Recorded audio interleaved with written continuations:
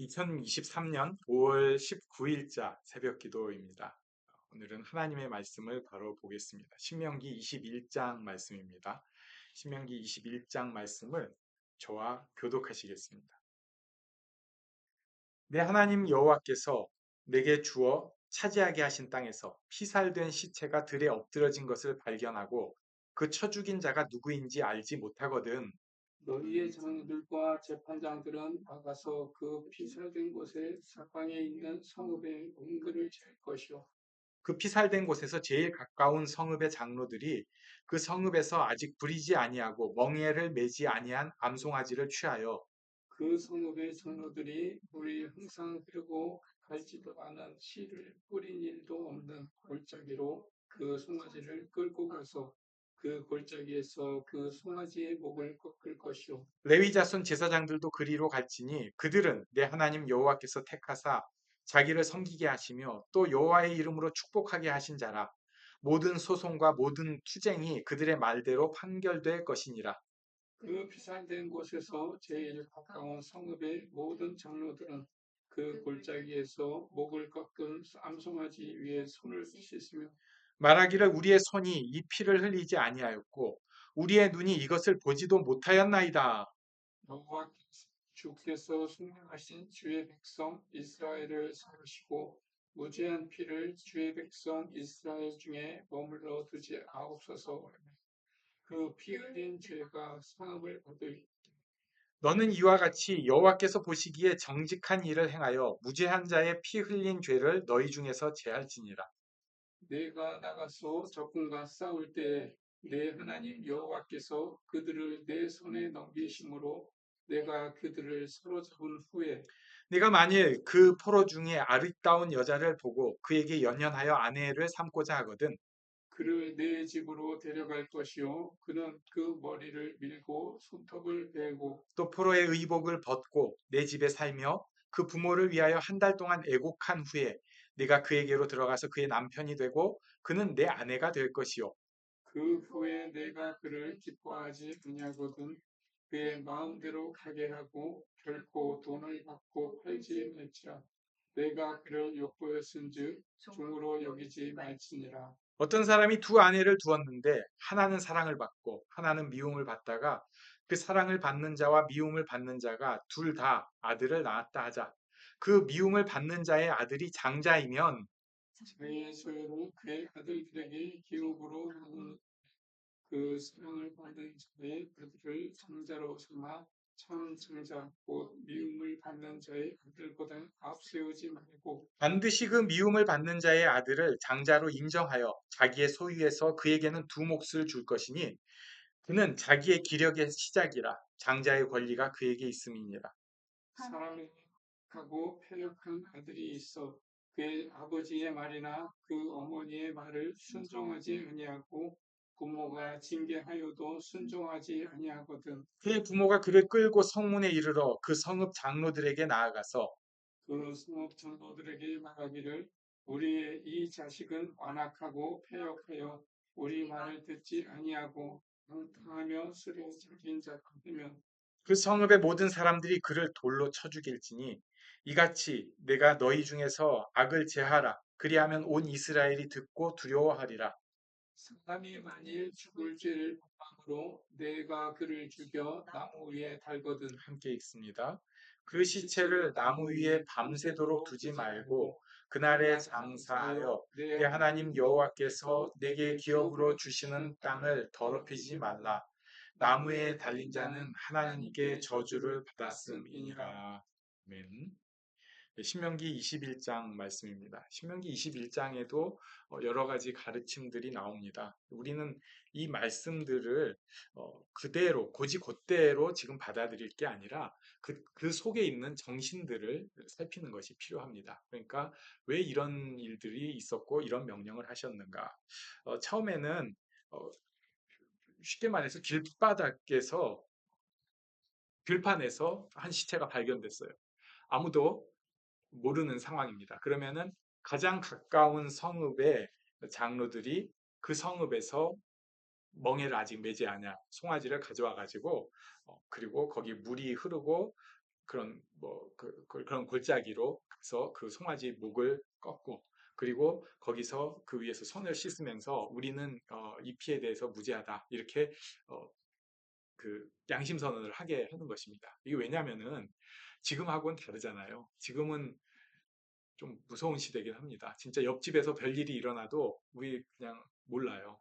그리고 살인 사건 이런 거 너무 많은 시대입니다. 인구도 많고 다 모여 있어서 그렇거든요. 근데 그때 당시는 전혀 그렇지가 않았습니다. 성읍에 정말 큰 성읍 10만 명, 그 엄청나게 큰 성읍 뭐 30만 명, 그리고 일반적으로는 10,000명, 또 1,000명, 2,000명 이 정도 모여서 사는 게 성읍이에요.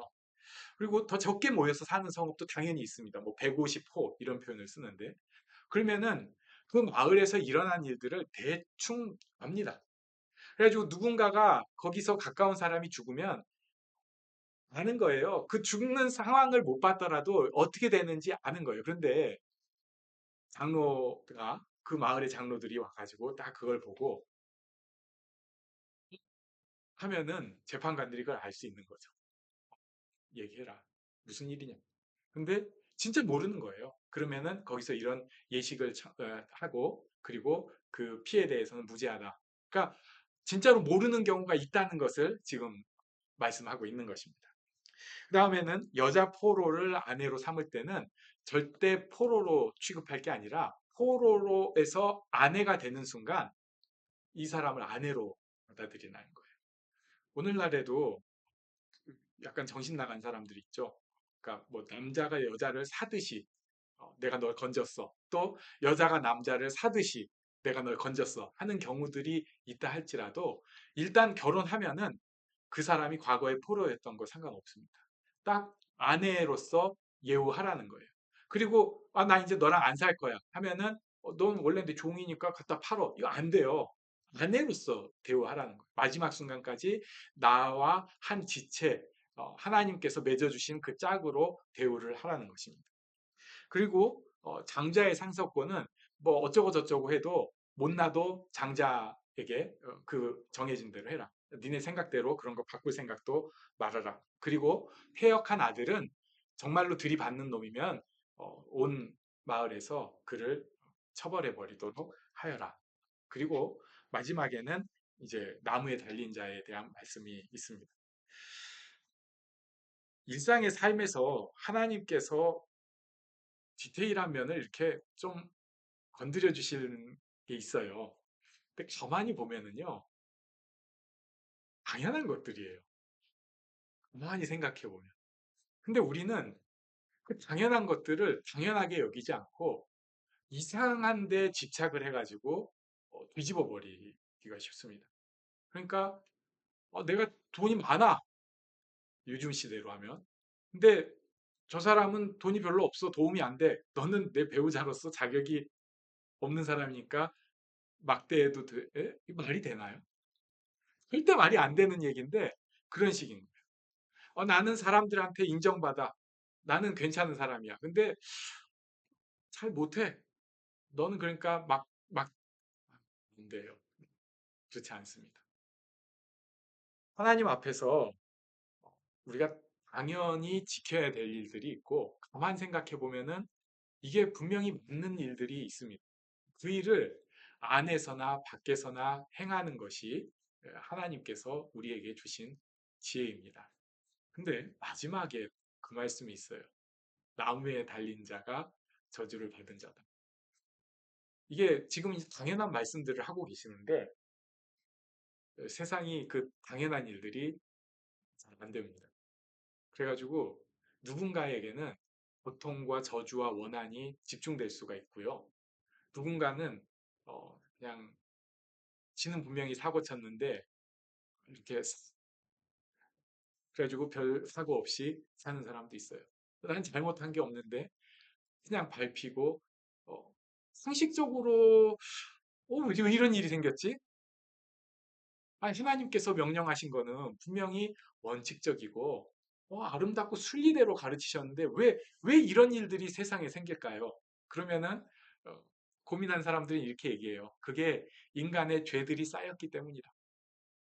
네 탓이 아니야. 너가 저주받은 게 아니고 우리 공동체의 잘못이 어떻게 보니까 너한테 흘려간 것뿐이야. 그래서 공동체가 위로해 준다. 이렇게 그냥 정답적인 얘기를 하는데 근데 오늘 마지막 절에 이 말씀이 있어요. 나무에 달린 자는 하나님께 저주를 받았습니다. 예수님입니다.